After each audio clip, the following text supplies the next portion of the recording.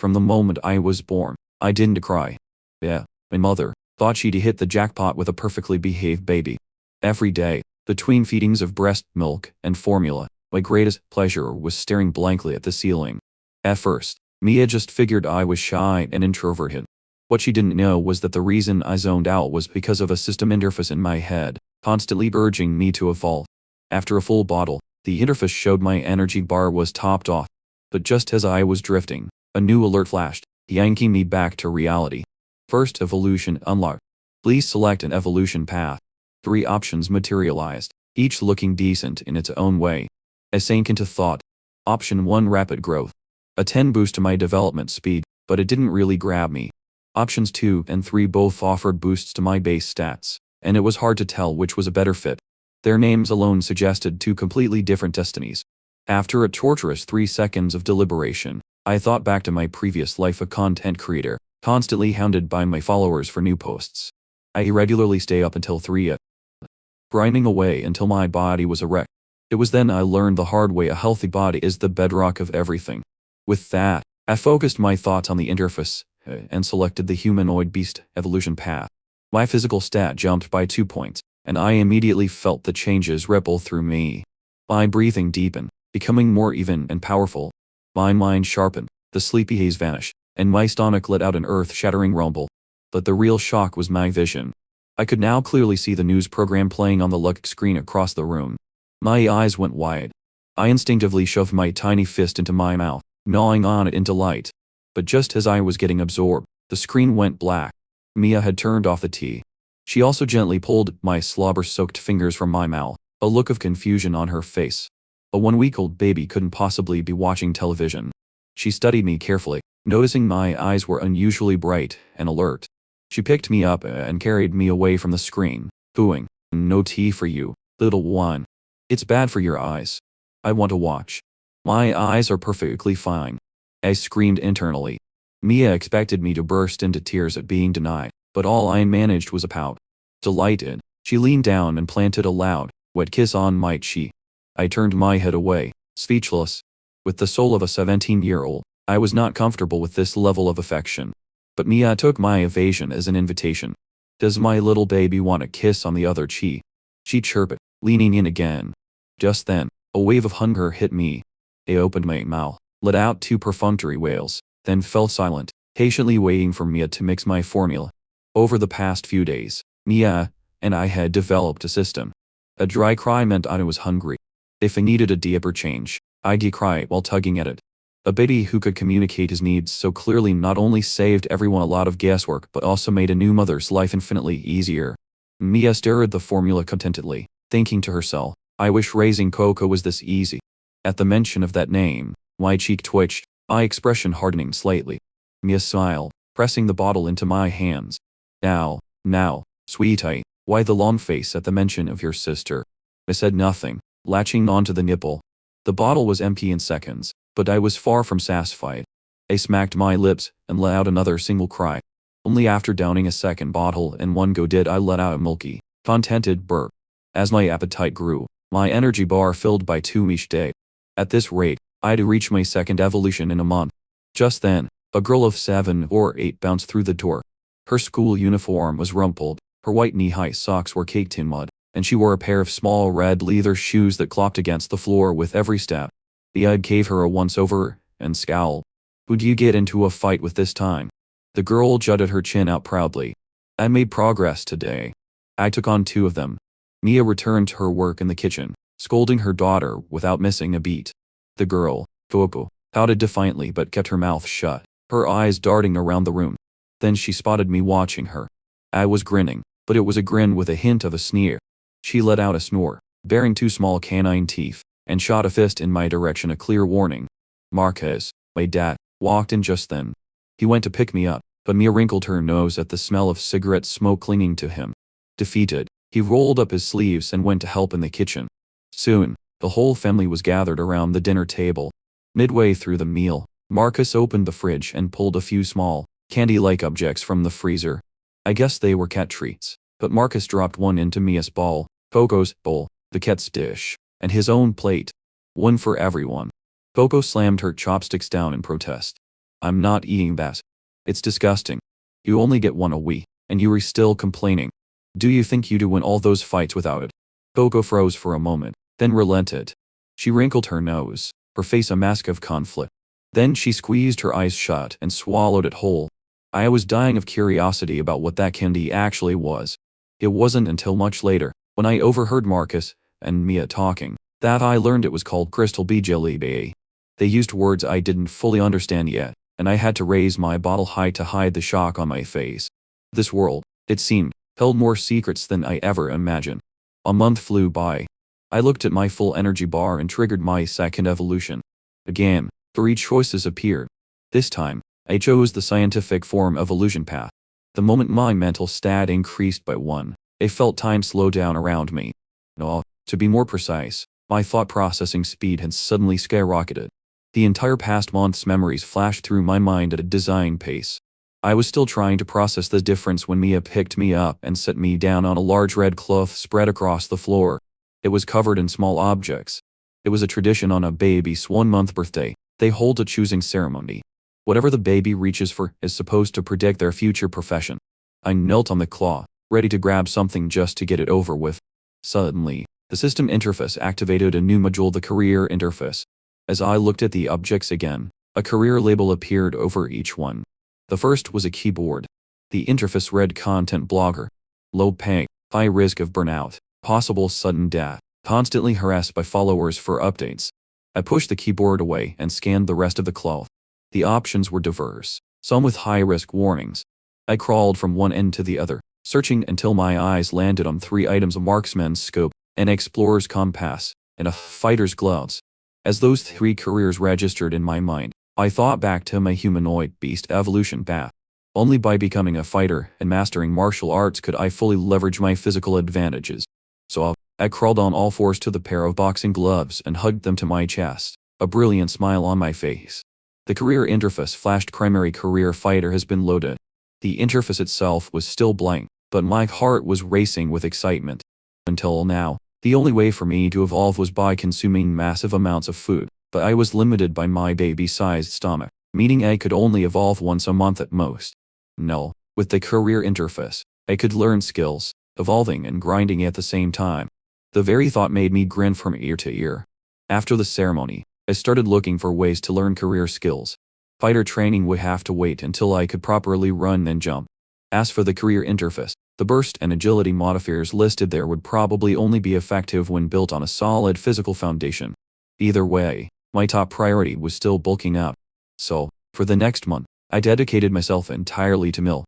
Every day, it was either breast milk or bottle after bottle of formula. Soon, as my energy bar continued to climb, I reached my 3rd evolution.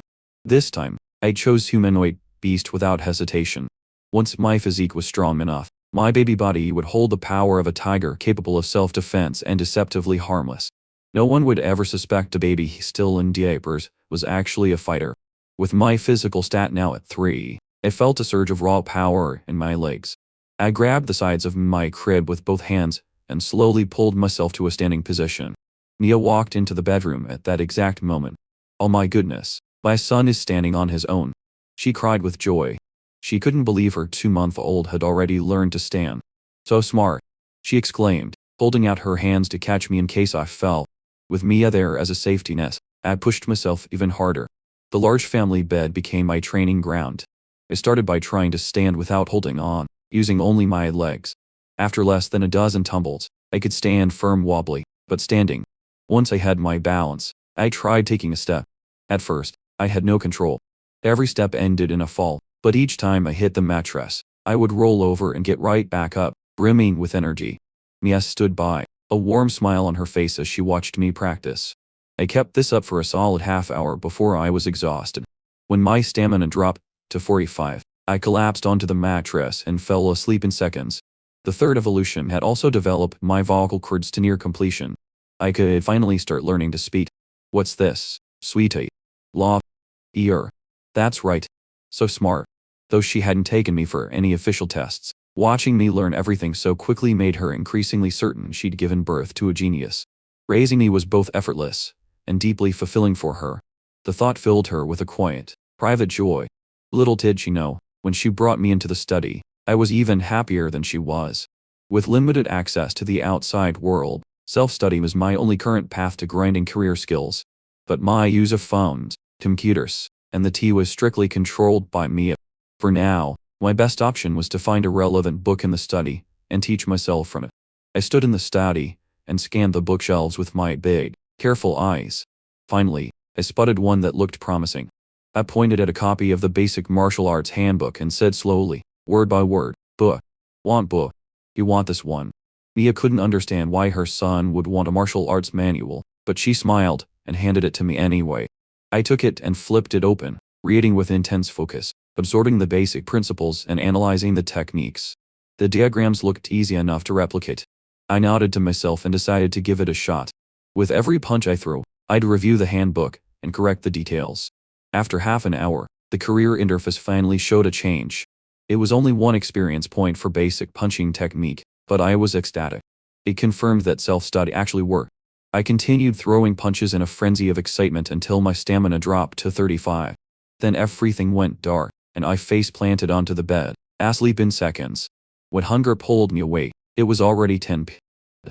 After today's overexertion, I chugged 3 full bottles of milk before finally letting out a satisfied burp. At first, Mia had seen my massive appetite as a good sign. A healthy baby eats well. But when a formula was gone in less than 2 days, she started to worry about the family budget. Even with both of them being public school teachers with a stable income, it was starting to strain them. I heard Mia muttering to herself in the kitchen, talking about going back to in-person teaching to pick up more hours and ease the financial pressure. I pretended not to understand, but I was already doing the math. As I continued to evolve, my food consumption would only increase. What would happen when the family could no longer afford to feed me? I needed to find a way to earn some extra money. It was admittedly a bit early for a baby not even 3 months old to be thinking about family finances, but I'd put a pin in it. Maybe a trip to the school next month would spark some ideas. The next evening, the family gathered for dinner. Marcus brought good news. The school had moved him to teach an advanced class. With that position came a significant raise and better career prospects. Marcus cracked open a beer at the table and drank it with a huge grin. It was genuinely good news for everyone. Then Mia announced she'd be going back to teach soon to help with the financial strain at home. After looking over the family expense book Mia had been keeping, Marcus reluctantly agreed. Then he added, "I'll also put in an application with the Geological Survey Bureau, see if I can get lucky and draw another ticket into the echoing abyss." The echoing abyss. This was the second time I'd heard those words. With the instincts of a 3-month-old, I sensed it was an extremely dangerous place. Coco sat with a long face, silently listening to the adults' conversation. Her takeaway was that her baby brother ate too much, and that was why she wasn't going to have any more allowance.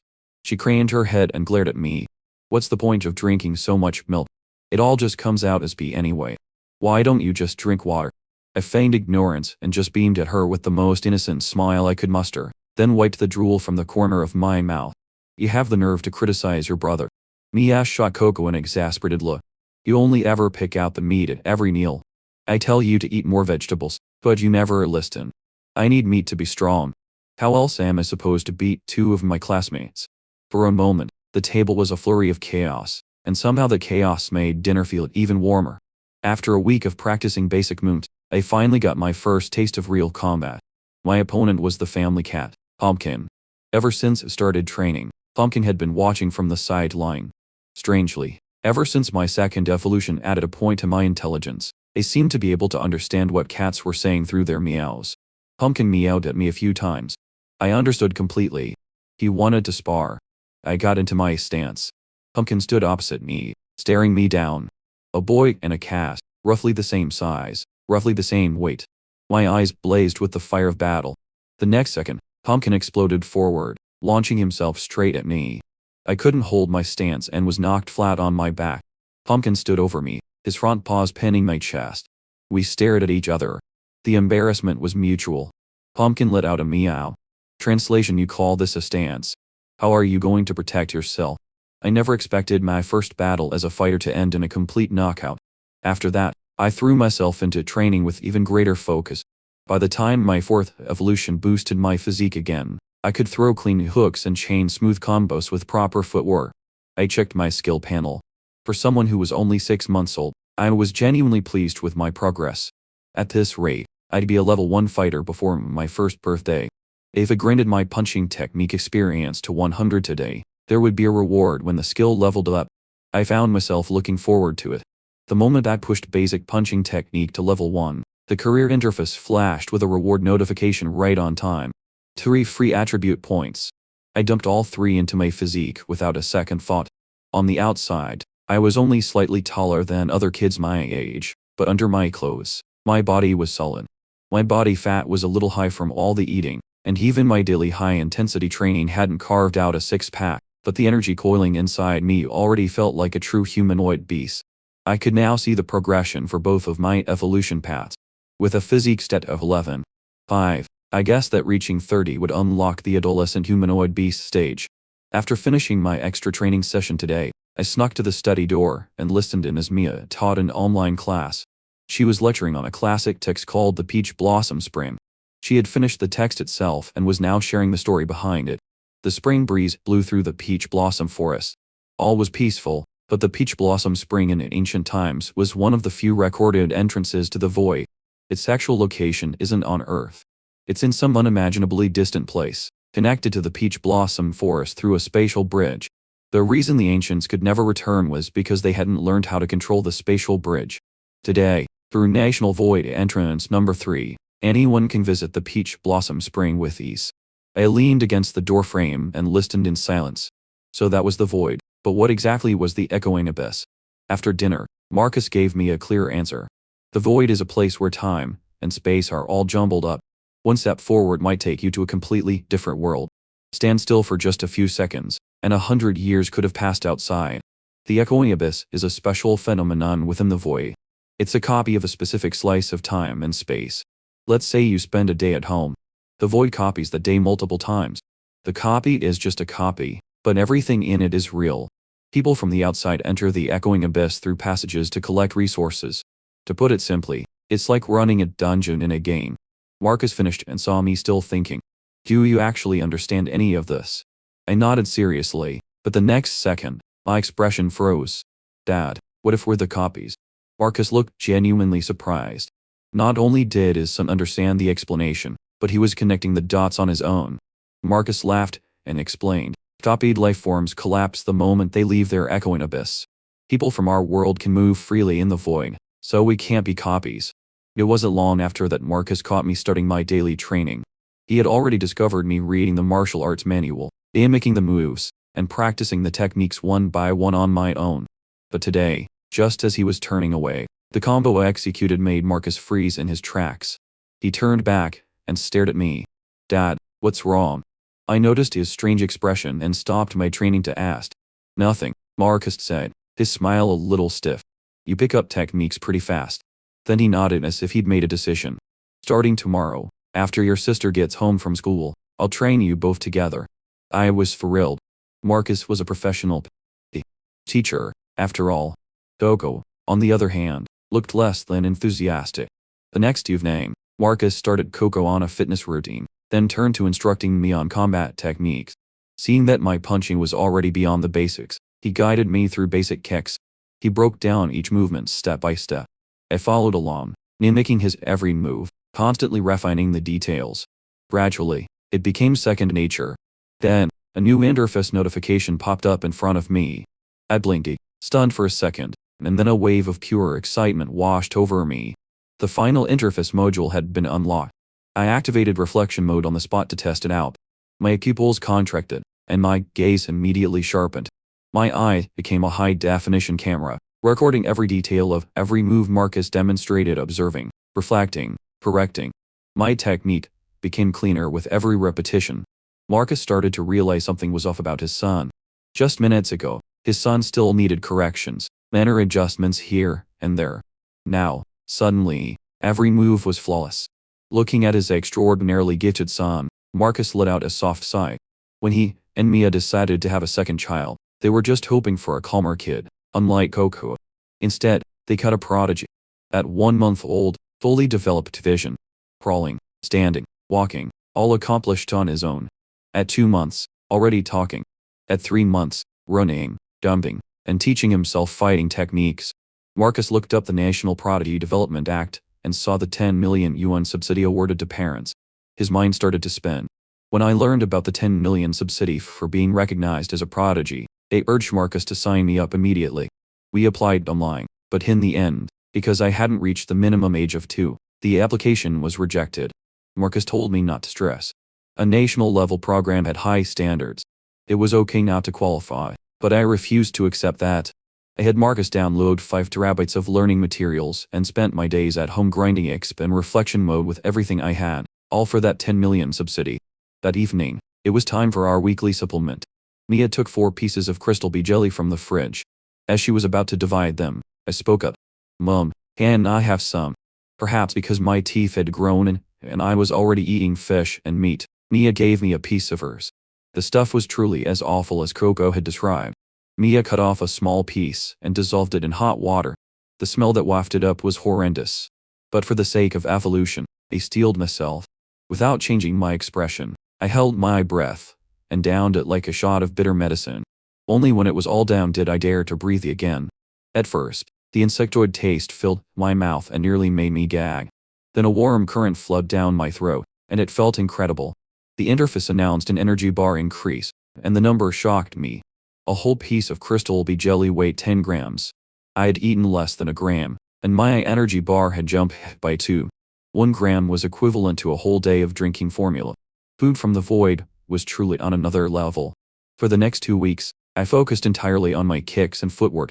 With reflection mode running constantly, both my kicking technique and my footwork leveled up to 1, earning me 6 free attribute points.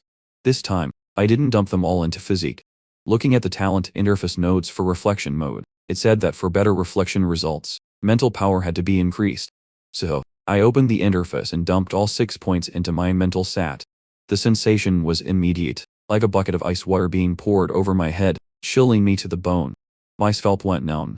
The veins on my forehead bulged. My mind felt like it was being torn apart. But when I opened my eyes again, the whole world looked sharper. I activated reflection mode for a test. I started mimicking the meows of our cat, Master Ginger. Master Ginger tilted his head. I reflected the sound back perfectly. His chubby face fell. The look said it all, this bipedal creature is imitating my calls, and it is truly terrible. He turned to leave, but just then, a line of text appeared in my interface.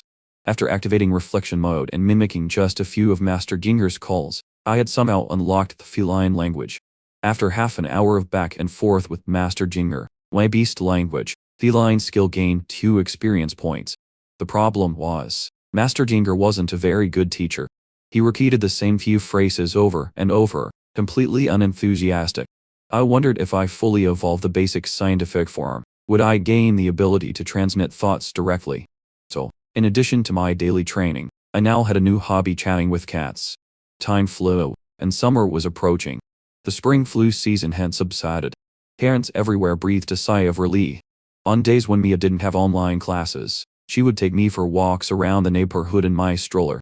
Her hope was that I would get some social time with kids my own age instead of spending all day at home talking to the cats. She was starting to get worried. I sat in my stroller and silently observed the other babies in their strollers. Then, one little girl suddenly burst into tears. Another little boy followed, wailing just as loudly. Whatever the reason, I found them incredibly noisy. A few of the mothers noticed me sitting there quietly. Not crying, not fussing, not even gnawing on my fingers. They complimented me. Your baby is so well behaved, so understanding. If my child were like this, I'd be laughing in my sleep every night. Mia beamed. Every parent loves to hear their child praised. She had warned me to keep a low profile when we were out, and not to talk. Otherwise, the reaction might have been even more intense. Then one of the mothers spoke up. This baby's eyes look so alert. Have you had his intelligence tested? He could be a prodigy. I read that many prodigies show signs at 1 or 2 years old. At this, Mia waved her hands dismissively. She was still thinking of what to say when another mother walked up to the stroller. She held up one finger and asked with a bright smile, "How many is this?" Answer correctly, and auntie will give you a candy.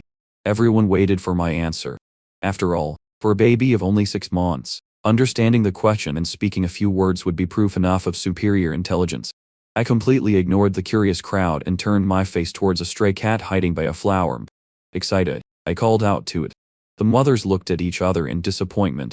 Leia, on the other hand, let out a sigh of relief. The stray cat turned its head at the sound, saw nothing interesting, and ran off. Still, the neighborhood was full of strays. The next chance I got, I'd strike up a conversation and grind some more beast language X. Ever since that 6-point mental boost, I could now learn completely through video tutorials and self-study the remaining fighting techniques.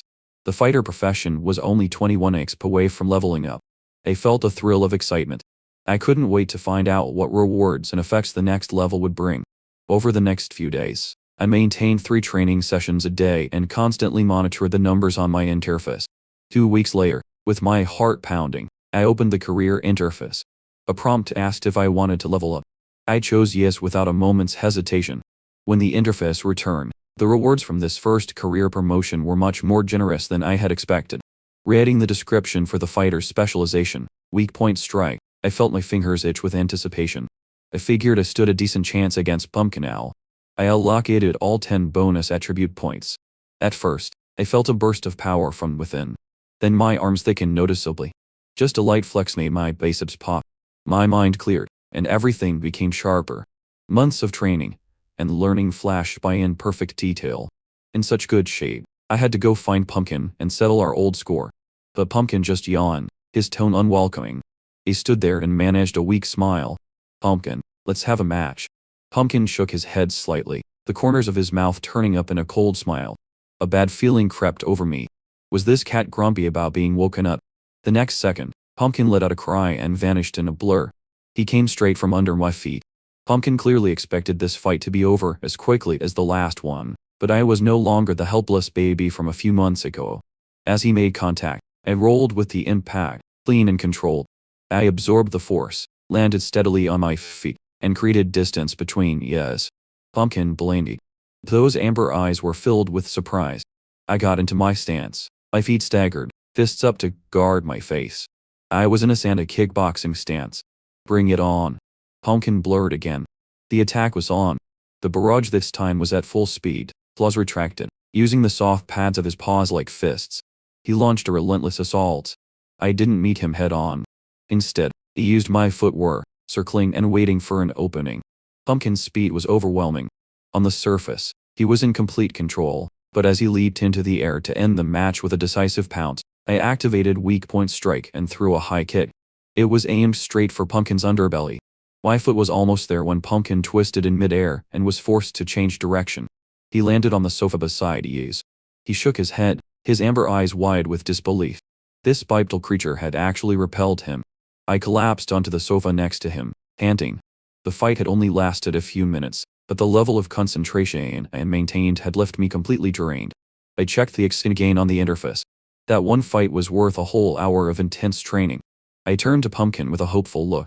So, can we do this again sometime? As if acknowledging my potential, Pumpkin's attitude softened considerably. He meowed softly in response. I ran over to Pumpkin and clasped my hands together, bowing respectfully in thanks. Time flew. By the time I was 9 months old, I was 87 dm tall, the size of an average 2-year-old. In terms of physical ability, I had long since surpassed the threshold of an adolescent. Parents in this world took child development very seriously.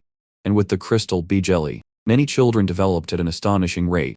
A 1-year-old walking and feeding themselves was nothing unusual here. One day, I brought a can of soda to Coco. She saw me coming and immediately narrowed her eyes. What do you want? This is for you.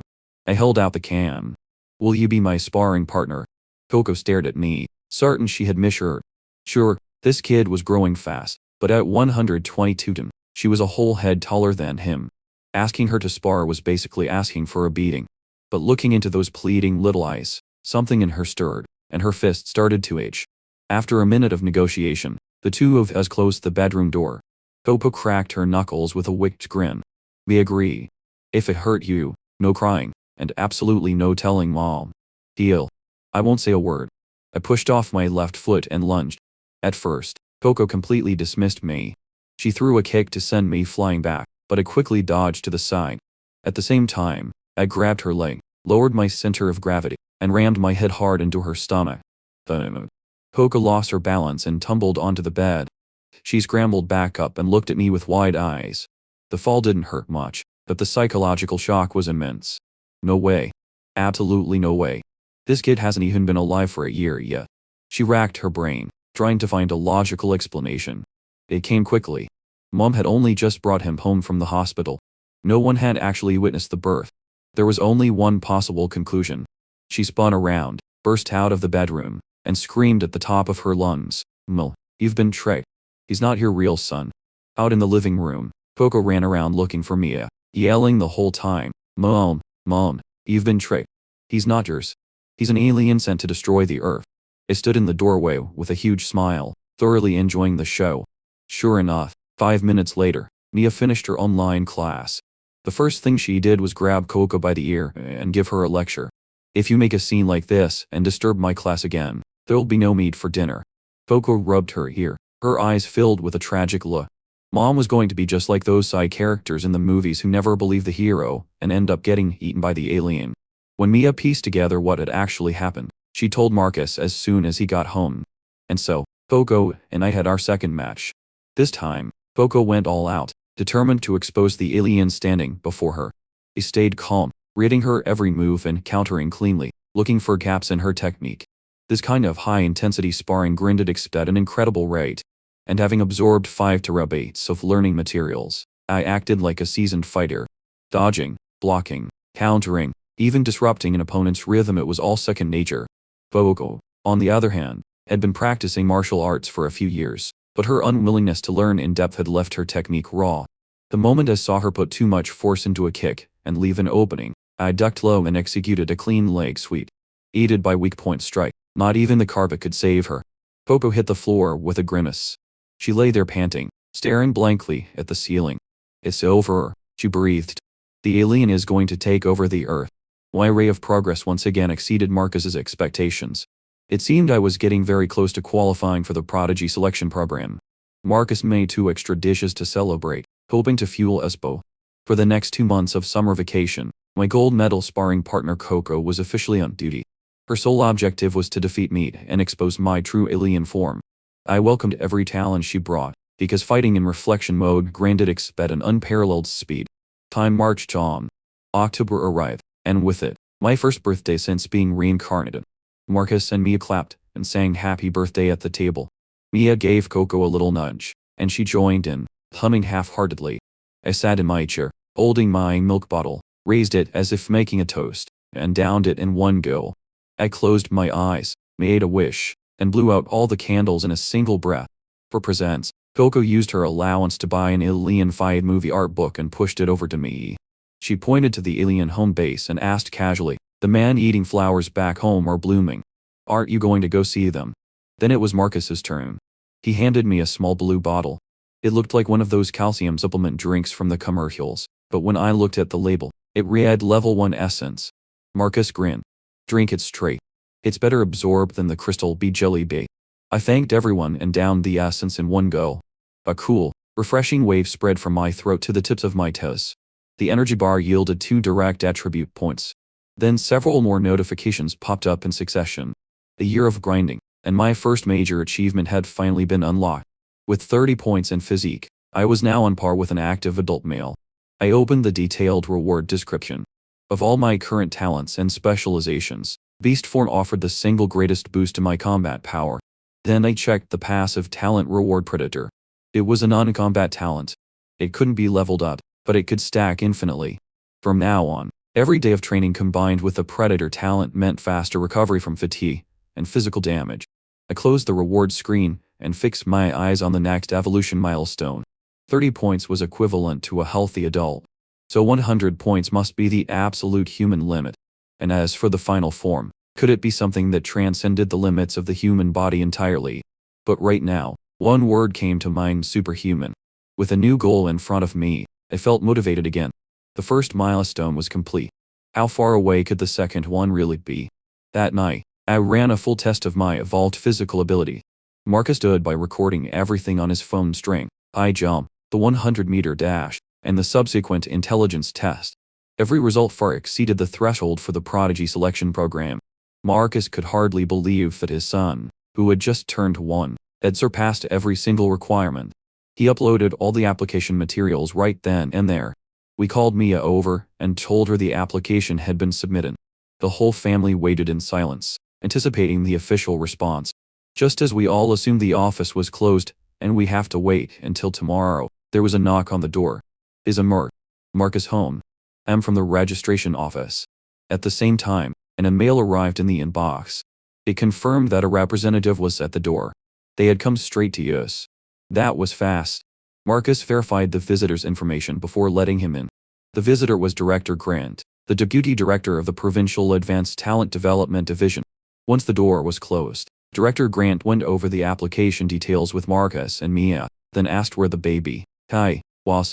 Marcus took a breath and opened the bedroom door. His son had kept a low profile long enough. It was time to show what he was made of. Director Grant looked at the child before him and articulate then glanced down at the file in his hands. H1. He had seen his fair share of gifted children and thought he was prepared. But right now, the world felt a little absurd. He asked me a few questions, confirming my identity and my intention to apply. Then he proceeded to register my details. When the registration was complete, he took a smartwatch with an e-ink screen from his briefcase. He had me put it on, but the moment I did, I found I couldn't take it off. Director Grant smiled and explained, the force lock is a safety measure. When the selection ends, it will unlock automatically and will be collected afterward. He finished speaking and glanced at the shoe cabinet by the entrance. Pumpkin, our calico cat, was hiding behind it, watching the stranger. When the stranger looked directly at him, he froze in surprise. Director Grant added, you mentioned the child has an affinity for communicating with felines. You can bring this companion pet along. It may prove useful during the selection process. For the 10 million subsidy, Mia took me on a private charter jet overnight, heading for the Prodigy selection facility in Jing'an. 2 hours later, we arrived. We were brought to a dormitory building in the dark.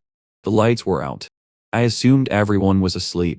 But the moment we stepped inside, we saw 2 children, about 6 or 7 years old, squared off against each other. The tension was palpable. One stood with his hands on his hips, holding a water bottle, and declared smugly, I can pee 5 meters. Can you do that? The other pursed his lips, and sucked 2 long streams of snot back into his nose, chewing with satisfaction, before retorting, I can eat raw boogers, 2 at a time. Can you top that? The 2 little geniuses were showcasing their talents. Neither could top the other. It was a draw. In the middle of their standoff, they noticed several people had entered the building. Both of them immediately took off. Director Grant called out quickly, wait, Wisger. Wendy. Out somewhere. And they were gone before the sentence was finished. I took a look around. The outer ring was a military base. Inside was the Prodigy selection facility. Placing the selection facility inside a military installation was a clever way to deter external threats. Director Grant took out his phone, about to call someone to meet us, when a young woman in gold-rimmed glasses walked toward us with a file in her hands. She greeted Director Grant as she approached. Director Grant, you've brought the facility quite a surprise this time. 15 years of the Prodigy program, and today is the first time we've seen a candidate who has just turned 1. Director Grant gave her a quick handshake.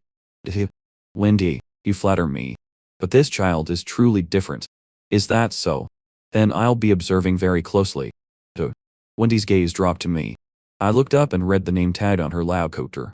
Wendy, Institute for Superhuman Trait Research. Wendy exchanged a few words with Mia, then turned to me. Do you need anything, Kai? She noticed I was still looking at her name tag. She smiled. Hungry for milk? Sorry, I don't have any. I replied flatly. I eat regular food now. She picked me up with ease and gave my cheek a pinch. Apparently satisfied with the texture, she glanced at Mia. He's adorable. May I give him a kiss? Of course, go right ahead. He loves that sort of thing. Loves it. Since when? Who gave permission for a go right ahead? Before I could protest. Wendy was planting kisses all over, leaving my face covered in lipstick marks.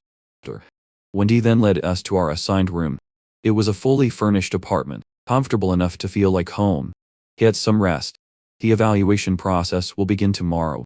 She handed Mia an access card and left. We had just settled in when there was a knock at the door. Mia opened it and froze.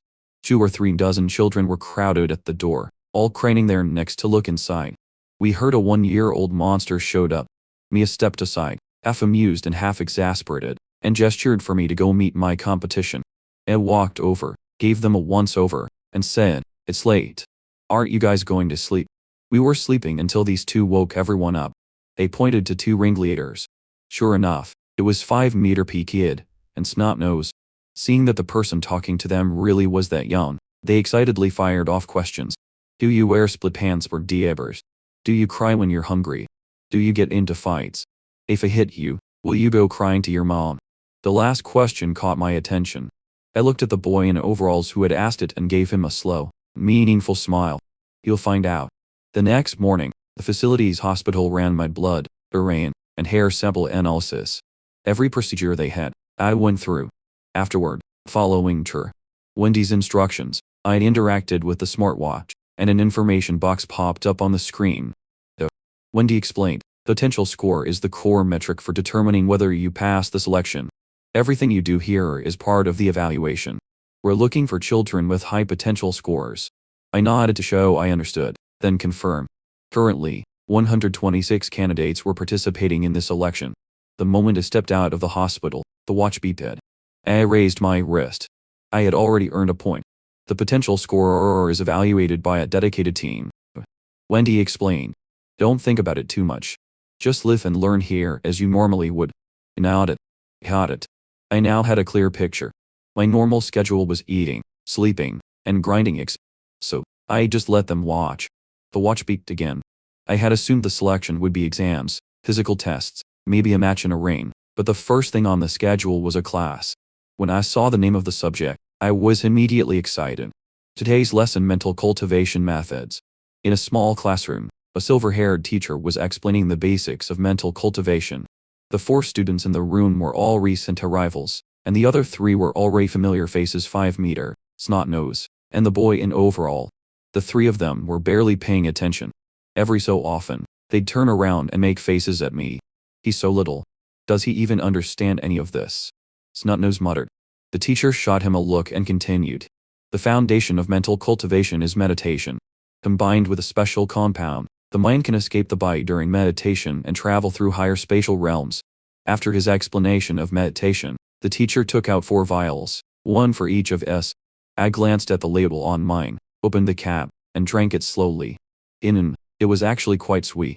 The next second, I felt a sense of weightlessness, as if my whole body had lifted off the ground. My senses began to blur. Following the teacher's instructions, my consciousness drifted, and I soon found myself in a deep, dark place. In this meditative journey, the rule was simple: keep moving forward, don't stop. It sounded easy, but after a while, the pressure mounted. It was like walking forward with your eyes closed. Even knowing there's nothing in your way, going far is harder than it looks. You can only go a certain distance before the urge to open your eyes becomes unbearable. But right now, I was deep in meditation, and the only thing I could do was feel my way forward. 8 minutes passed. 5-meter and Snot-Nose were drenched in sweat and panting. They broke out of their meditation. The boy in overalls, lasted a little longer, 10 minutes before his eyes snapped open. He looked at the other 2 with a tired, but triumphant smile. Then all 3 of them turned to look at me. Their expression shifted to disbelief. Could this tiny kid really have stronger mental fortitude than them? The 3 of them left the classroom with strange looks on their faces. The moment they were outside, they couldn't hold it in. Come see this monster. Soon, a group of kids ran over, crowding around the classroom window. Did he fall asleep? Yeah, right. You think anyone can fall asleep after drinking that focused serum? While they were chattering outside, I slowly opened my eyes in the classroom. I checked my watch. Only 14 minutes had passed, but it somehow felt like I had lived through 3 days and 3 nights. I let out a soft sigh and opened my stat panel. The moment I saw the numbers, my mood lifted. This was the first time my mental stat had increased through actual training. It looked like coming to this place was the right decision. Since arriving at the academy, I had quickly completed my first round of studies. Looking at the names of the upcoming courses, I felt a thrill of excitement. Since I was born, my mental stat had only increased through bonus points from the panel. I had never imagined there were actual techniques to train the mind. Just as I finished one session and was about to start again, Professor Joe stepped in to stop me. After class, I glanced at the info on my watch screen. I muttered to myself, is it piss easy to earn potential points? What I didn't know was that in this mental training session, only Duno had also earned a single point. 5-meter and Snot-Nose had earned 0. In the second class, Professor Joe explained what happens as meditative training progresses. The stronger the mind, the greater the chance of touching the laws of space. To make it easier to understand, he drew 2 dots, henbis, on a white sheet of paper. Everyone knows the shortest path between 2 points is a straight line. But what happens when you move into a higher dimension? He folded the paper in half, bringing A and B close together. An ordinary person has to walk 10 jim to get from A to B, he said. But an awakened person who holds the laws of space can arrive instantly. We call this ability a spatial shift. When the morning classes ended, my head was spinning. Just 2 sessions, and my entire view of the world had been turned upside down. This was truly an extraordinary world. Lunch was free with a face scan. After filling up on meat, I had the kitchen lady cut me 2 pieces of honey worm jelly. When 5 meter heard I ate this stuff daily, his eyes went wide with shock. Are you broken? How can you eat this every day? He watched me mash the jelly into water. A pungent odor filled the air. 5 meter, sitting right across from me, nearly gagged. You get used to it, I said, completely unaffected. I stirred it up and downed it in one go. My calm reaction got under everyone's skin. No one believed a 1-year-old could tolerate the stuff, so they copied me. One sit, and they were all retching without exception. After lunch, I returned to the dorm and checked my watch screen. A candidate with the username City Peppa had compiled a ranking of daily average score. 98 candidates were ranked. With the 5 points I'd earned in half a day, my reference rank was 45. The top spot belonged to One Punch with a daily average of 11. 7. That afternoon, a bus took everyone to the gym. The moment I saw the wide open floor and the full range of equipment, my eyes lit up, and my blood started to boil. When I learned that the training time and intensity were completely up to me, I went straight for the unarmed combat area in the dojo. I ignored the whispers around me and focused completely on what Coach Hawk was teaching. I even stood up, activated reflection mode, and mimicked his techniques on the spot. Coach Hawk had been about to end this section and move on, but midway, he paused. He stared at me with wide, disbelieving eyes. My counter technique was clean. My rhythm was smooth, clearly having reached a beginner's standard. Coach Hawk finished the lesson, then immediately asked, "How old are you? How long have you been training in Sanda?" "Just turned 1. I've been training in Sanda for a few months." A gasp. A boy next to me couldn't help but gasp. "Started training in Sanda before turning 1. Am I crazy, or is the world crazy?" I gave an embarrassed smile. Well, there wasn't much to do as a newborn. Just had to find something to keep busy. When Coach Hawk learned I was almost entirely self-taught and had reached this level in just a few months, he pulled out a business card and handed it to me. He promised me, "Whether you pass the selection or not, if you ever want to pursue a career as a fighter, get in touch anytime." 20 minutes into the workout, I snuck off to the bathroom for a break.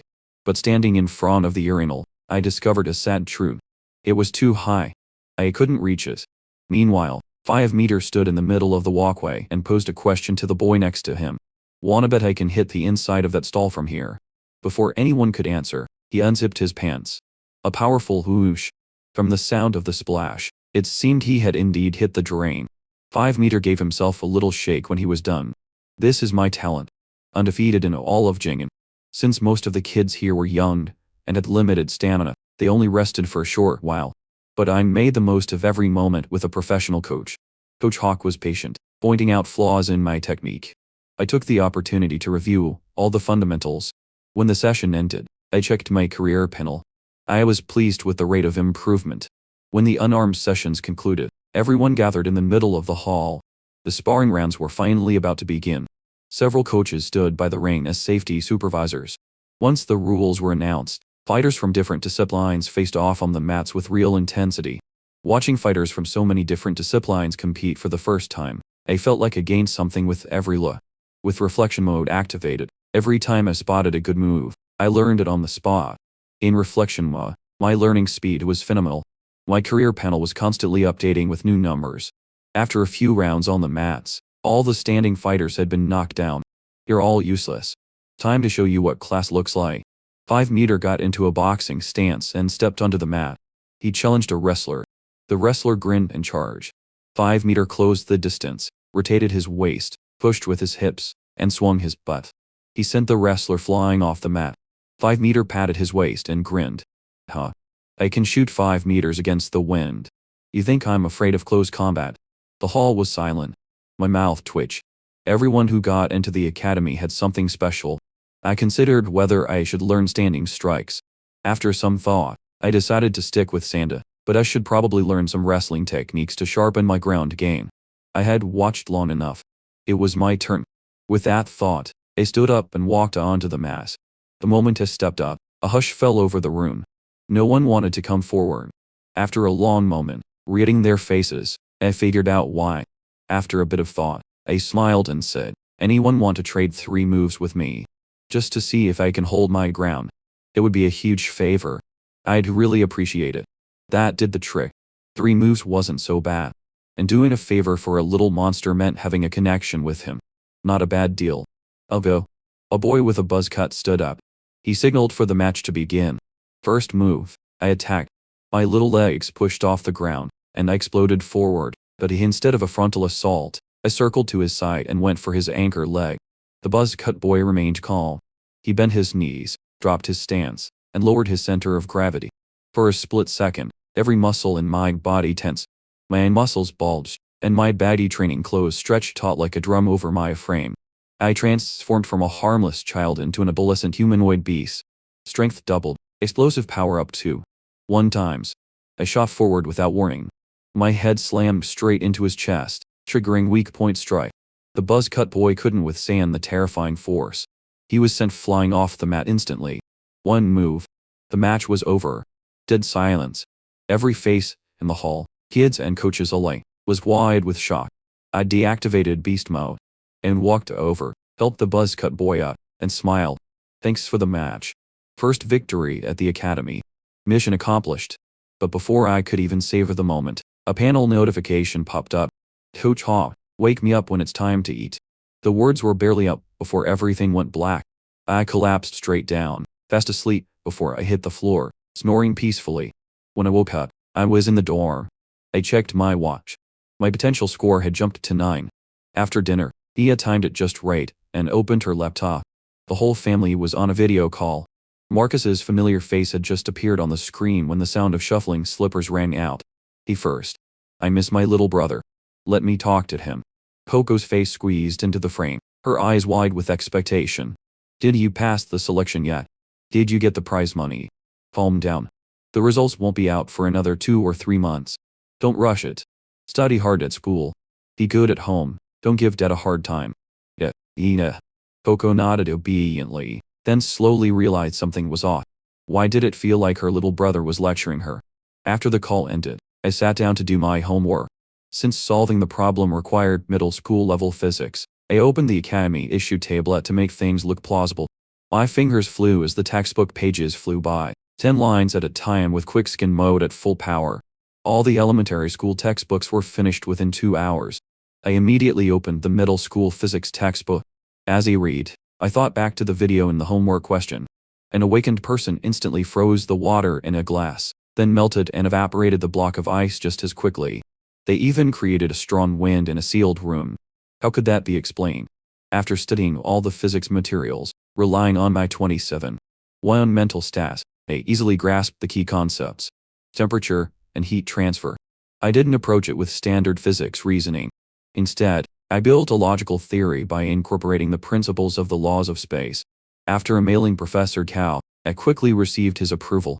Just then, a notification popped up on the tablet at the previous high score, One Punch, had averaged 11.7 a day. I had replaced him with a daily average of 19. The outrageous number appeared, and the comments section exploded. A lot of people called it fate. Then, without warning, One Punch himself appeared in the comments. The comments section immediately went quiet. You could almost feel the stunned silence radiating through every screen. So, the 19 points were probably real. I glanced over the comments once and said nothing. No response was necessary. I opened my panel and checked my next target. Only 3 more stat points to go. When the evolution milestone was reached, I'd unlock both a form reward and a trait reward. Both were high quality. I couldn't help but feel excited. What would it be? Now that I had fully mastered the meditation technique, my mental stat increased by 0.1 every day. Unlocking spiritual form was now truly within reach. As I continued my daily meditation, my sessions grew longer. A week later, I had gone from 14 minutes per session to 17. Although I still hadn't touched the laws of space, I did make a startling discovery. Without the Academy's focus serum, I couldn't enter a meditative state at all. So, I went to find Professor Joe. I asked if he could make an exception for me given my age, and give me a few extra vials. He refused immediately, but at least he gave a thorough explanation. Touching the laws of space required not only a strong mind and body, but also extraordinary luck. Only elites whose physical and mental abilities were close to the genetic limit of the human body were qualified to even try. For some, one session was enough if luck was on their side. For others, an extra 100 vials of focus serum wouldn't make a difference. Since I wouldn't be touching the laws of space anytime soon, I'd just keep meditating to grind stats. Based on what Professor Joe described, the physical standards for the elite level seemed to match my next evolution goal. After dinner, I went to the gym, as usual. The moment I stepped in, I spotted a boy with no hair. His head looked like a boiled egg. After asking around, I learned he was the one punch from the leaderboard. Right now, Egghead was bench pressing 100. He looked about 6 or 7, but his muscles were impressive. His shoulders and arms already showed clear striations. I started my squat routine. Without activating beast mode, I could squat 90. While I was in the middle of my set, a voice came from behind. Honestly, it's a bit of a pity. I turned around. It was Egghead. What do you mean? A pity? A pity you don't have an awakened trait. You know, a lot of the kids in the academy are born with awakened traits. Without much effort, they can reach a rank, even to rank. You have a high potential score and good discipline. But without an awakened trait, the experts can't be sure. You'll probably get stuck at a rank. I didn't argue. Instead, I smiled and asked, what about you? You have an awakened trait and an iron will. Rank is the academy's ceiling. It's not mine. I didn't understand what he was getting at, so I asked, so why are you telling me all this? He looked me straight in the eye, completely serious. If the academy doesn't rank you, come work with me. I'll give you rank treatment. 6 or 7 years old, and already recruiting underlings and poaching people from the academy. I didn't refuse him outright. Instead, I stood up and started loading plates onto the bar. Plate after plate went on, and the weight climbed quickly. At ease, 110, 130, 150. Egghead's calm expression was gone, his eyes filled with shock. With all the plates loaded, I gave him a huge grin. Rank isn't my ceiling either, by the way. I hoisted the 150 bar onto my shoulders. 3 textbook squats. I returned the bar to the rack with a heavy clang. Everyone in the room was stunned. Egghead stood frozen, his expression turning serious. He probably understood exactly what I was trying to say. Egghead took a long breath and gave me a nod. Then he turned and left without another word. I had just activated beast mode to make a statement, and to avoid injury. Tonight's strength training had to end early. I called over 5 meter, and we went back to the dorm. But where was Snotnose? Right now, in another game, Snotnose was on the high bar, swinging in great 360-degree circles. After a few rotations, he dismounted, and an incredible amount of snot flew from his face. He wiped the unidentified substance from his face straight into his mouth. And with a look of satisfaction, he muttered, I definitely just got stronger. Soon, a new week began. Most of the second week's curriculum focused on wilderness survival. I quickly picked up outdoor exploration skills and gained a few solid skills. But even after all that, the Explore career panel had yet to unlock. Either way, I needed to make sure I hit the spiritual form evolution milestone first. Everything else could wait. And just like that, things fell into place. My refinement bar filled up again, and I earned 2 more stat points. I dumped both into my mental stat. The panel flashed, and the rewards appeared at once, just like the adolescent humanoid beast reward before. 1 for 1 trait. I immediately clicked to see the full description. Being able to activate overload at will, I was very pleased with that. Then I checked the description for the fusion trait, the reward from Predator.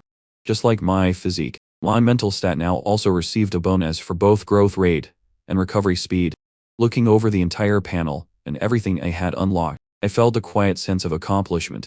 At the same time, I figured if both my physical and mental stats hit 100, I would probably qualify to become an awakened. As a rough estimate, I'd aim to hit that milestone before I turned 3. Once the kids had a firm grasp of wilderness skills, the lessons on the Veil also began. The next day, I packed my academy-issued gear, brought Pumpkin along, and boarded the academy bus. After passing through a device that looked like a space gate, I was greeted by blue skies, white clouds, 3 suns of different sizes, a howling wind, and grass that was entirely purple. We were standing in the middle of a vast plain. Professor Joe spoke to the group. Remember, your mission is to survive here for 1 month. Find valuable resources, and bring them back to the starting point. If you are seriously injured or face a life-threatening situation, we will extract you, but that will count as a mission failure. From here on, you are free to move. Team up, go solo, cooperate, or compete. It's all up to you. The moment he finished speaking, the kids scattered in all directions. With a physique of 33, my little legs carried me surprisingly fast. Pumpkin took the lead as we headed for the trees up ahead. Hey, wait up. Wait for me. Halfway there, I've heard a familiar voice calling from behind. Over the past few days of wilderness training, I had been using overload and reflection mode together. My skill progression had been lightning fast, putting me near the top of the class. 5 meter, on the other hand, was a bit clumsy. A lot of the practical tasks were a struggle for him. So, the moment we entered the ruins, he decided to latch on to someone stronger. Sure enough, here he came, a shameless grin on his face, running to catch up. We had only been running towards the trees for half a minute when 5 meters suddenly let out a yelp. Pumpkin was startled by the sudden cry. I figured something was wrong too, and turned back. What's wrong? 5 meter pulled out his tablet and tapped on it, his face falling. There's no signal here. I have a ranked match scheduled. We're in the middle of a wilderness mission, and you're thinking about games. Pumpkin turned back too. 1 person and 1 cat were both glaring at 5 meter with the same look of annoyance. He finally looked a little embarrassed and quietly put his tablet back in his bag. Suddenly, I began to wonder if this teammate was going to be more of a liability than an asset. Maybe we should split up. I'm only 1. I don't want to slow you down. 5 meter panicked. Don't leave me. I can really help. I'm great at fishing. My baiting method is one of a kind. What's your bait? I asked, feigning ignorance. You sprinkle some bait in the water, and the fish will come. My bait is more effective than anything. That got my attention. Okay, tell me, what's your bait? 5 meter grinned. I just pee in the water, and the fish go crazy. I'm bait. I felt something shift inside me. Not sure if it was a good shot. I tried again, gently. Look, M1. I'm really going to hold you back. We're not a good match. No, 5 meter said hurriedly. I also brought my spiritual hound. He'll definitely be useful. I noticed a small golden retriever following us from a distance, bungling out, panting as it trotted along. He's a waterhound. Super fast in the water. And my brother said the ruins the academy sets up have a very low danger level. No need to worry too much about combat. Your brother has been here. He came last year. Got at a rank 2. But not hit. Figuring 5 meter had useful intel about this place, I finally agreed to let him join. With that settled, the 2 of us headed into the forest together. We had just entered the woods when Pumpkin, up ahead, let out a sharp cry of warning. A small, purplish-gray wild boar shot out from the undergrowth. It took 1 look at us and bolted. 5 meter immediately yelled, "That boar is dangerous. We have to get it." I told 5 meter and the golden retriever to cover the flanks in case other boars were lurking in the shadows. Then I pulled out my knife and went after Pumpkin. A few slashes later, and the boar was down. 5 meter looked at the fallen boar and let out a sigh of relief. My brother warned me about these things. Sneaky as hell. They love to ambush. They wait until you're lying down and asleep. If your legs are spread apart when you sleep, it'll go straight for the middle. I couldn't help but grimace. Just hearing about it made me instinctively clench up. Your brother. Is he okay now? Yeah, fine. I guess. He used to compete with me on accuracy. Doesn't do that anymore. Any tips for dealing with these things? Just remember to keep your legs together when you sleep. 5 meter and I found a spot on a slope near a stream, our backs to a large tree. We started building a shelter. Working together, we erected a basic wooden structure. It was a bit drafty, but good enough for a night. I got to work processing the boar with my knife, skinning it, bleeding it, and cutting it up. I put the pot on, brought it to a boil, and added a little salt. Soon, a whole pot of meat, broth and all, had disappeared into our 2 stomachs. The golden retriever got a good chunk too. Pumpkin caught a few small, vole-like animals, and took care of himself. We tied the rest of the meat high up in a tree to dry. That would be enough to feed me for 2 or 3 days. As darkness fell, we stretched out by the shelter entrance next to the fire. We took turns letting Pumpkin and the golden retriever stand guard. 5 meter and I were both fast asleep in no time. In the middle of the night, my face started to itch. I opened my eyes to find Pumpkin licking my face. I understood immediately. Something was stealing our meat. The golden retriever had noticed too, pouncing on 5 meter to wake him up. I signaled for silence. I quietly woke 5 meter and filled him in. The four of us, 2 kids, 1 cat, 1 dog, snuck out of the shelter. We moved towards the tree where the meat was hanging. I could faintly see something climbing the tree, already close to the meat. 5 meter picked up a rock, ready to throw. Something felt wrong. I stopped him. I switched on my flashlight and shined it up the tree. A small girl was up there, pressed against the branches without making a sound. The flashlight beam hit her. She froze, then slowly looked down. She gave a smile that was both embarrassed and polite. Busted. Outside the shelter door, 5 meter glared at the girl who had just tried to steal our meat. She had tried to run. 5 meter had face-planted trying to catch her, but he'd managed it in the end. Spill it. Why were you stealing our meat? The girl just kept smiling. 5 meter's frustration grew. Because I didn't have anything to eat. She hung her head, clearly ashamed. The blunt honesty left 5 meter staring at her, speechless. In the firelight, I got a good look and recognized her. It was Moth, and she was no pushover. Her daily average score had consistently been in the top 5. Your little stunt tonight disturbed our rest and wasted our flashlight batteries. I listed the damages calmly. Moth nodded and held out her hands, palms up. She closed her eyes. Go ahead and hit me. Why would we hit you? 5 meter said, exasperated. When you get caught stealing, you get hit. Doesn't everyone know that? We're not going to hit you, but you owe us for the damages. If you find any valuable resources, they can be used as payment. If not, the grass suit you're wearing is ours. Moth instinctively clutched her grass suit, but she really didn't have anything of value on her. Can information count as payment? I nodded. Ah. Moth began to recount her day. After everyone split up, she went deep into the forest alone. After hiking further in, she found a cave deep in the jungle. But the moment she entered, she was attacked by a pack of sharp claws. Sharp fang, even sharper claws. They hit hard. She lost her backpack and fled through the valley. Unfamiliar with the terrain, she almost got caught. At the critical moment, a tall, 2-meter figure flickered in the depths of the valley and disappeared. A deep rumble accompanied it. The pack of sharp claws heard it and gave up the chase, turning and running. After getting out of the valley, she had no energy left to hunt. That's when she spotted the boar meat hanging in the tree, so she waited for nightfall and made her move. After hearing Moth's story, and combining it with what 5 meter had mentioned about the danger level, I guess the 2-meter figure was probably nothing simple. Just as I was thinking about how to verify Moth's story, 5 meter said, completely deadpan, I know how to tell if she's lying. He walked over to Moth. Tell the whole story again, but backwards. Start from when you were stealing the meat and work your way back. Moth looked confused but cooperated, recounting everything in reverse order. When she finished, 5 meter pulled me aside and whispered, she's telling the truth.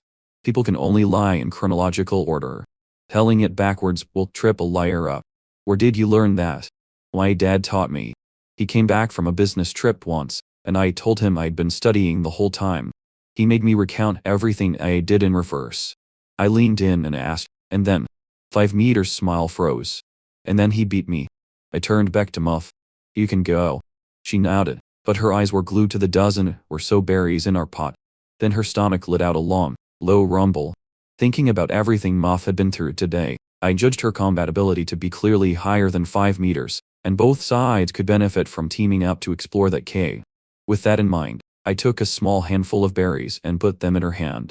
The information you provided is valuable. This is yours. Muff's eyes lit up. She devoured them in seconds. 2 bites and they were gone. Clearly not enough to fill her stomach. I timed it perfectly. Want to team up? We explore that cave as a team. Half the remaining berries are yours, plus a cut of the meat. After hearing my offer, Moth hesitated. She glanced at the berries in the pot, fought against the temptation, and said quietly, thank you. Then she vanished instantly, running deep into the forest. Early the next morning, 5 meter and I discussed it and agreed to head for the cave as soon as possible. We packed up quickly and set out 2 kids, a cat, and a dog. After 3 hours of hiking, we finally arrived. This was where Moth had spent half her miserable day. 5 meter let out a whistle when he saw the thorn-covered path, then turned serious. Be careful. If the system marks us as being in danger, and the academy pulls us out. The mission is over. With that warning, I led the way into the mountains with Pumpkin at my side. Just a few steps in, a dark figure appeared up ahead, the very sharp claw Moth had described. As the apex predator of this ruin, the sharp claw locked its eyes on me, its gaze turning deadly, letting out a growl that only a wild beast could. I signaled for 5 Meteor to stay back and charged in with my knife. The sharp claw clearly didn't expect something so small to attack it first. It roared and lunged, its fangs bared. Honestly, fighting a wild beast was completely different from sparring in a dojo. The psychological pressure was on another level. I held my nerve and coordinated with Pumpkin, circling the sharp claw and gauging its strength. Pumpkin leaped and lunged, drawing the sharp claw's attention. After 2 minutes, I finally spotted an opening. I activated beast mode and instantly closed the distance, plunging my knife deep into the sharp claw's abdomen. A loud hiss as the blade bypassed its defenses, triggering the damage bonus of weak point strike. The sharp claw let out a final howl and slowly collapsed to the ground. First kill. Everyone was fired up. We rested for a bit and continued on.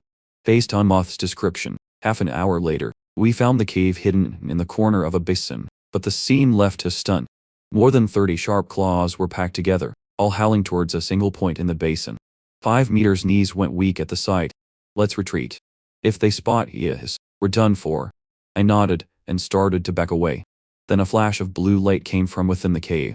A heavy, rhythmic thud followed, as if something massive was walking. The pack of sharp claws flinched in unison. I stood still and stared. I finally got a clear look at the tall figure Moth had described. A rusty, iron-shelled robot swung its mechanical arms, repelling the pack of sharp claws trying to storm the cave. At the same time, it emitted sounds I didn't understand. We activated our translator. The same phrase repeated over and over. The security bot at your service. After a few failed charges, the pack of sharp claws realized they couldn't break through and slowly retreated. The security bot didn't give chase. The heavy footsteps sounded again, and the bot disappeared deep into the cave. What's the plan? 5 Meteor asked once we had retreated to a safe distance. We're going in, no doubt, but we have to be smart about it. We're explorers, not a suicide squad. Since there were too many sharp claws to take on head-on, we decided to set traps and pick them off one by one. It looked like we'd need to recruit a few more people. So, 5 Meteor and I worked outside the valley, gathering trap materials while keeping an eye out for potential allies. A short while later, we heard arguing nearby. I can use boogers as bait to catch fish and rabbits. What can you do? I play basketball, and I can sing, dance, and rap. I recognized the voices immediately and laughed. It looked like our reinforcements had found their own way to us. Following the plan we'd laid out, things went smoothly. We spent 5 or 6 days clearing out the more than 40 sharp claws in the valley. Only a few remained. At that point, they finally sensed the danger and all charged out of the valley at once. With the entrance blocking pack of sharp claws dealt with, the 4 of us slowly approached the cave. Then the heavy footsteps sounded again. The rusty security bot stepped out again, and again in that warm tone. There were security bot at your service. Facing something that could single-handedly hold off an entire pack of sharp claws, we didn't rush in. I studied the bot carefully, and something Professor Chu had once said came back to me. When you encounter an unfamiliar civilization, don't be quick to show hostility. Communication comes first. The bot was still repeating its standard line, so I used the translator, mimicked the bot's tone, and replied, I require service. The bot froze, its gaze locked on me. Infant detected. Then its mechanical arms started to twitch. One moment, the arms were raised as if to shoo us away. The next, they were reaching out as if the bot was about to pick me up. After a few minutes of this back and forth, there was a short electric crackle, and the blue light in the bot's eyes went out. It stood completely rigid, unmoving. So, the lesson here is never hesitate, never waver, or you'll literally short-circuit yourself. Anyway, I carefully stepped forward. The bot didn't react at all. 5 Meteor's eyes lit up, and he squeezed past it. We turned on our flashlights. The cave ran straight, with no visible branches from end to end. Behind a pair of wide-open metal doors was a small, self-contained living base. At the very end, 2 bodies, one male and one female, were leaning against each other. I was startled. They were humanoid in shape. I had always assumed alien civilizations would look strange and foreign. But through a camera-like device, we learned that they were a pair of awakened with the ability to fly. Drawn by the beauty of this world, they had chosen to settle here. But one day, Countless small black clouds appeared in the sky without warning.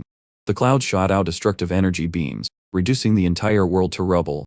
The man and woman rushed to help, but even as awakened, they were powerless against the black clouds.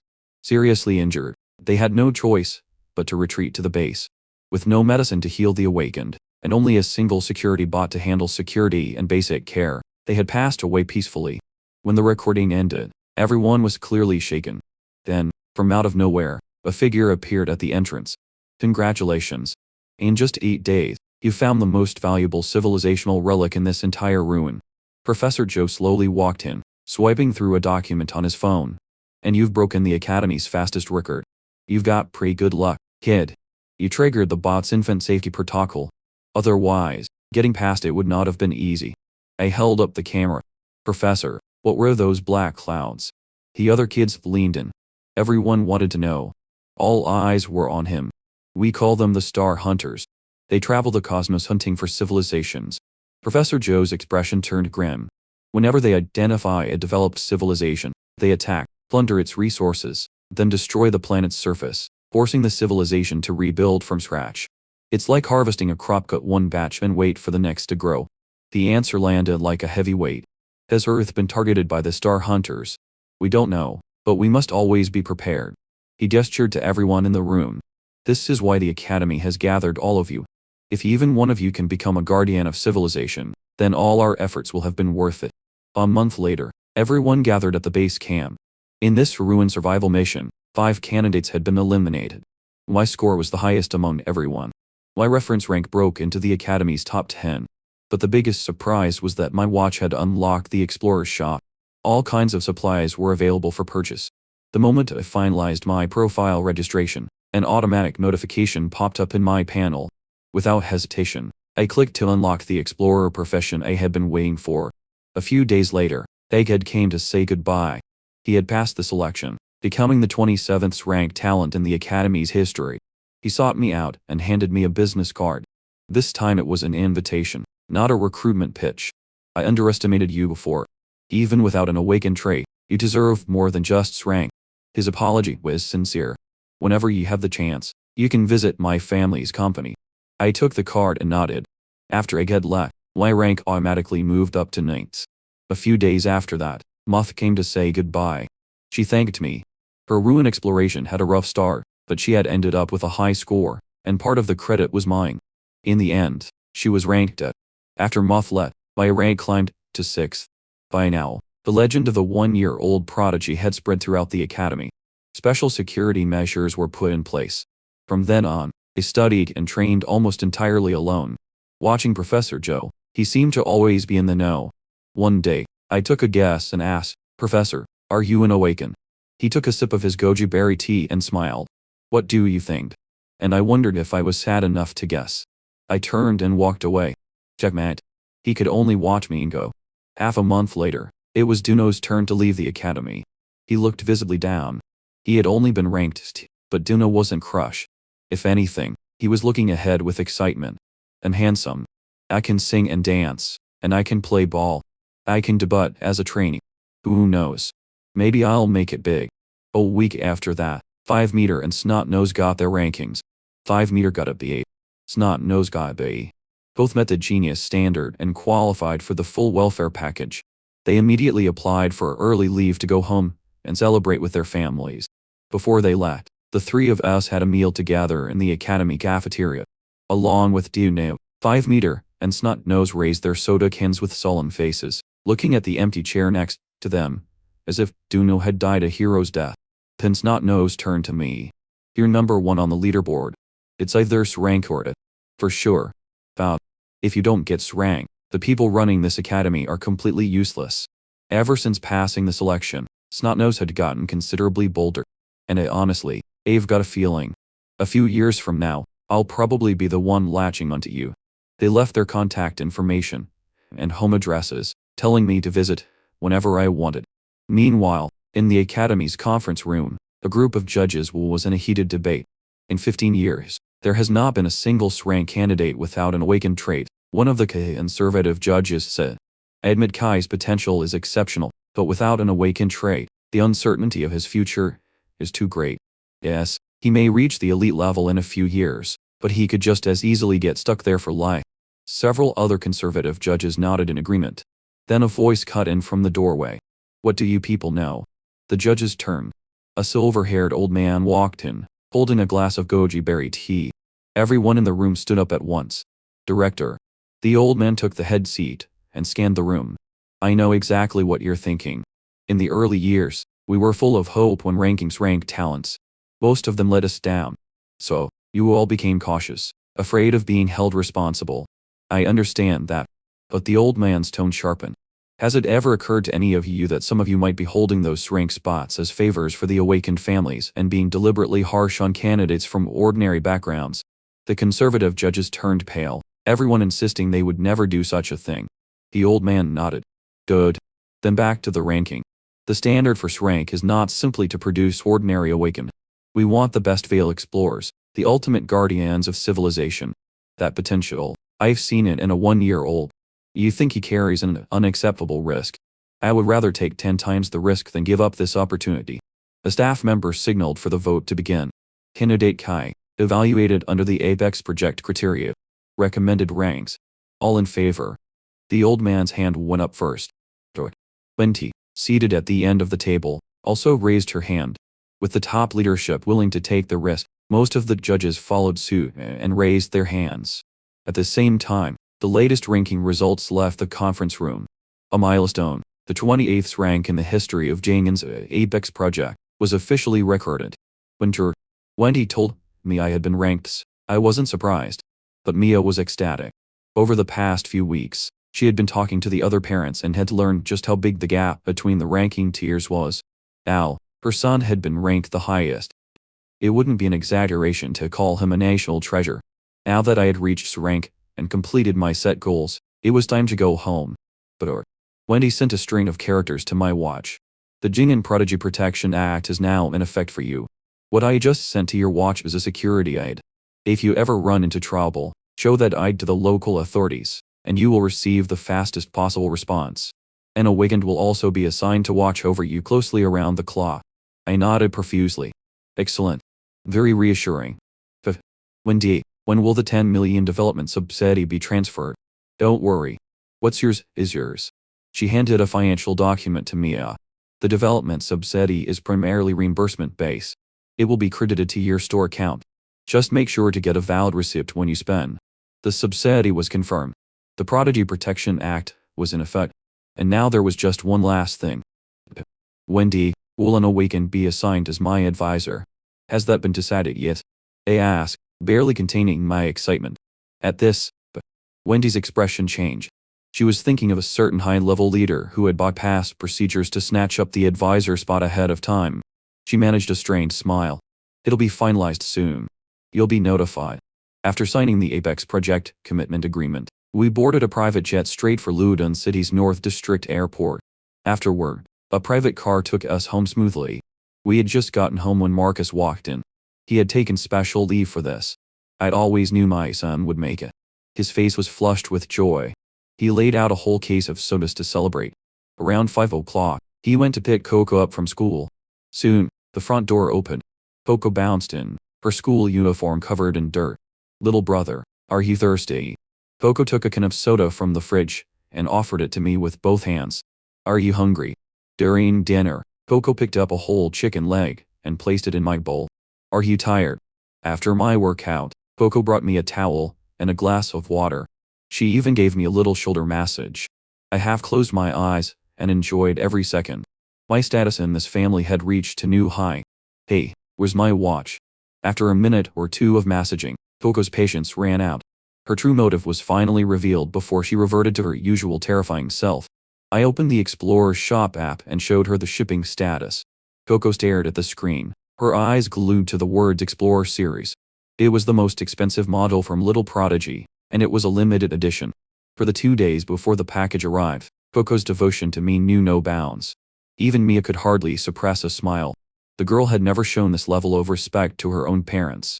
The moment the watch arrived, the sibling loyalty card expired. But when I announced that all future meat purchases for the family would be reimbursed through my account, I had Coco firmly in the palm of my hand. News of my ranking was only circulated in a small circle at the very top. The head official of the Luton city government paid a quiet visit to our home. When the official asked what we needed, I was direct. I want my family to be safe. The official agreed without hesitation. A private car and security team were arranged to take Marcus and Coco to and from school every day. A spacious apartment in the government residential compound was also provided, rent-free, with full ownership after 20 years of residency. Marcus and Mia stood there in a daze, finally realizing just how different everything was. During the move, I trained every day without a break while waiting for the advisor assignment to be finalized. A month passed before the email finally came. The name listed Senior Professor Jiao. It was the old professor from the academy, so he really wasn't an awakened after all. My watch rang. I'm your advisor now. Surprise. Didn't see that coming, did you? Here's a small goal for you. Reach the elite level within 4 years. Do that, and there's a bigger reward waiting.